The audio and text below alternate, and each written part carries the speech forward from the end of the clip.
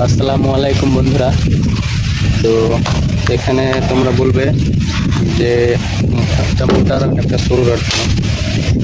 তো এখানে তোমার রড ছিল না, সব আটের রড ছিল না, ওইগুলো পুরানো রডটা আমি দিয়ে দিয়েছি এখানে।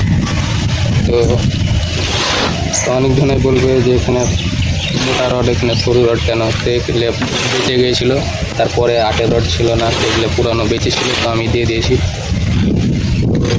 এটাতে কোনো ক্ষতি হবে না, কারণ তোমার তো এটা ওয়াল হবে, এটা এখানে মোটা ঢালাইটা হয়ে যাবে।